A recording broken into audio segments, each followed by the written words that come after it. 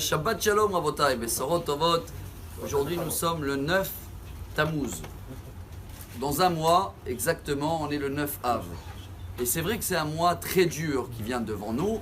Même le Zohar il dit que déjà le mois Tammuz est compliqué, mais dans un mois, ça y est, la joie à fond, elle revient. Si on veut faire un lien avec notre paracha, à la fin il y a le décès de Aaron et le peuple d'Israël. C'est marqué dans la Torah, Vaïvku Oto, Kol Bet Israël. Tout le peuple d'Israël, ils l'ont pleuré pendant 30 jours. Ce qui veut dire, chers amis, voilà, je crois que c'est un message que chaque année, quand on arrive à cette paracha, il doit se répéter.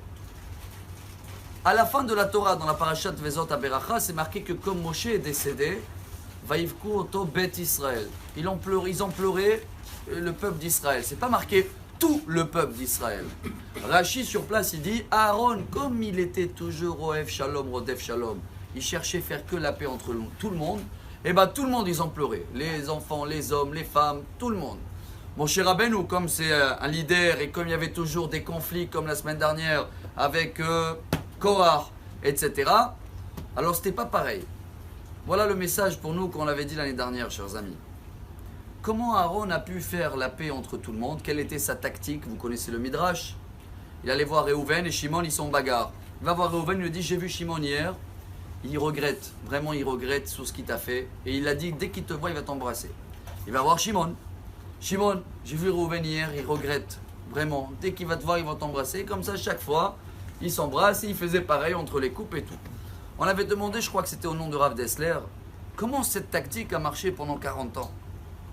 C'est pas possible. Il n'y en a pas un qui le dit. Réhouven lui dit comment il a regretté l'autre? Mais c'est à moi de le demander pardon. C'est moi qui l'a fait quelque chose. Vous pouvez me dire que sur 40 ans, sur des milliers de personnes, il va à chacun, il le dit, l'autre il regrette et chacun il accepte, ça veut dire qu'il met la faute sur l'autre. Quoi, il n'y a jamais quelqu'un qui pensait que lui-même il est fautif et que la faute elle est à cause de lui? Bah, la réponse est non. Et voilà ce qu'on doit travailler pendant le mois qu'il arrive jusqu'à Tisha B'Av. Arrêtez d'accuser les autres, arrêtez de chercher que l'autre s'excuse. C'est à nous de faire ce travail en premier. Pour cela, pour une fois, on va même d'avancer. Parce que samedi après-midi, on va commencer déjà Parashat Balak. Non, c'est pas un joueur de football, c'était un roi, c'était même le grand-père de Ruth.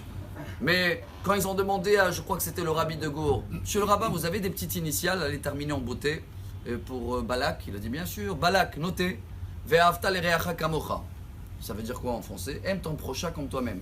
Les élèves, ils ont pris le stylo et tout, ils ont dit Ve'avta l'ereacha kamocha. Ve'avta, c'est avec Vav. Balak, c'est avec Bet. Kamocha, c'est avec Raf.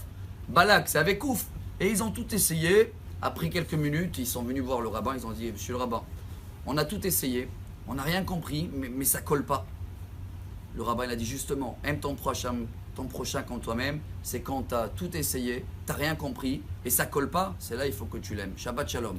Amar Rabbi Elazar, Amar